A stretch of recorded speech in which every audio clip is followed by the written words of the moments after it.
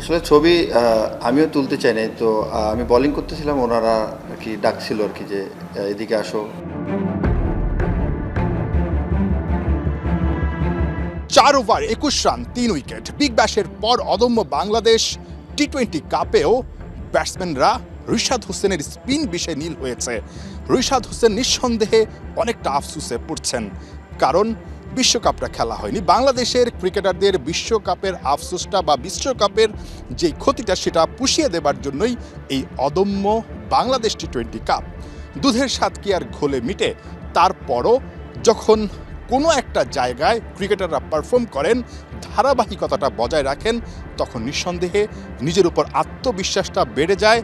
নিজেকে আরও সামনে এগিয়ে নিয়ে যেতে তারা আত্মবিশ্বাসটা খুঁজে পান।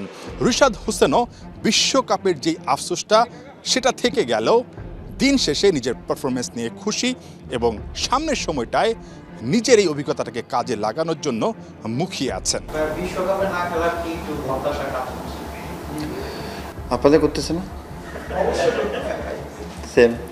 আসলে আমাকে তো এখানে নিয়েছে একটা কমিটমেন্টের জন্য। তো আমি ওইখানেই ফোকাস করছি। আমি বাংলাদেশের কোনো কিছু নিয়ে ফোকাস করি নাই যে কী হচ্ছে। কারণ আমি ওইখানে গেছি একটা ওদেরকে রিপ্রেজেন্ট করার জন্য। তো আমার মনে হয় যে ওইখানে ফোকাস করাটাই আমার জন্য ইম্পর্টেন্ট ছিল।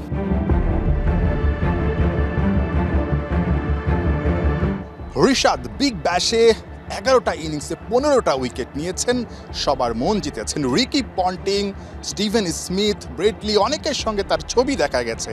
রিশাদকে প্রশ্ন করা হয়েছিল এই যে অস্ট্রেলিয়ান গ্রেট, তাদের সঙ্গে সময়টা আসলে কেমন কেটেছে, তাদের সঙ্গে কি কি বিষয় শেয়ার করেছেন। খুব স্বাভাবিকভাবেই কিন্তু এই আগ্রহটা রিশাদ ভক্তদের। রিশাদ জানিয়েছেন তিনি আসলে কখনোই নিজে থেকে ছবিগুলো তুলতে চাননি। তারাই অর্থাৎ ব্রেটলি, রিকি পন্টিংরাই বারবার ডেকেছেন রিশাদ হোসেনকে, তাকে বিভিন্ন জিনিস নিয়ে প্রশ্ন করেছেন, তাকে শিখিয়েছেন, রিশাদ শিখেছেন। আসলে ছবি আমিও তুলতে চাই নাই। তো আমি বোলিং করতেছিলাম, ওনারা আরকি ডাকছিল আরকি যে এদিকে আসো। তো আমি এমনি কথা বলতেছিলাম যে এইরকম তোরা অনেক ফ্রেন্ডলি এবং অনেক কিছু ওদেরকে শেখার আছে আর কি। তো চেষ্টা করছি যতটুকু কথা বলার এবং শেখার আর কি। আমার কাছে মনে হয় যে ওরা অনেক বিনয়ী। যত বড় ক্রিকেটার হোক না কেন, ওরা অনেক সাদা সরল, মানে যে কাউকে আর কি আরামসে অ্যাডজাস্ট করে ফেলে আর কি। আমার কাছে এটা ভালো লাগছে যে বড় ছোট কোনো কিছু দেখে না, এটা ভালো লাগছে আর কি। তো আমি চেষ্টা করবো যে এরকমভাবে থাকার।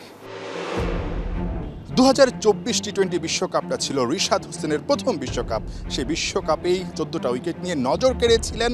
রিশাদ ছিলেন স্পিনারদের মধ্যে দ্বিতীয় সেরা। এবার রিশাদের বিশ্বকাপটা আরও বেশি আলোকিত হতে পারত, কিন্তু বাংলাদেশ বিশ্বকাপটাই খেলেনি। তবে রিশাদের সামনে যে ধরনের ক্রিকেট, যে মঞ্চ বা যে প্ল্যাটফর্মটাই আসুক, রিশাদ পারফর্ম করে যেতে চান, নিজে নজর কাটতে চান, বিশ্বসেরা লেগ স্পিনারদের মধ্যে একজন হতে চান। নাহিয়ান বিন জাসিম, ৭১, ঢাকা।